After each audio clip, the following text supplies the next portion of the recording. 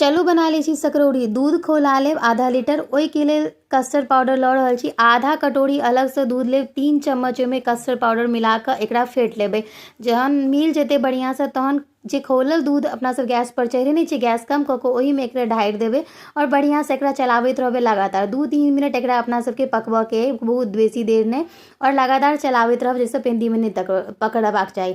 तकर बाद जे छै से अपना सब बूंदी, जे कि रेडीमेड बूंदी आबैए ड्राई वाला, ओ बूंदी लेबऽके छै और एकरा खसा देबऽके छै अपन सबके जे अथी छलै दूध ताहिमे। खौलेलाके बादमे, कनी खौलेलाके बादमे अपना सबके बहुत बेसी नहि पकबऽके। अहाँके घरपर कोनो गेस्ट आबि रहल छथि मिथिला या मिथिलाके बाहरसँ, तऽ हुनका बनाकऽ जरूर खुआउ। बहुत टेस्टी लागै छै, बहुत खुश भऽ जेता। तकर बाद एहिमे अपना सब एखन शक्कर ऐड कऽ देलिए और आब अपन सबके जे छै सकरौड़ी ऑलमोस्ट रेडी भऽ गेलै। गैस बंद कऽ देबै। गैस बंद केलाके बादमे ड्राई फ्रूटके साथमे एकरा सजा कऽ सकरौड़ी तैयार भऽ गेल। और खाउ और कहू केहन लागल। जय मिथिला।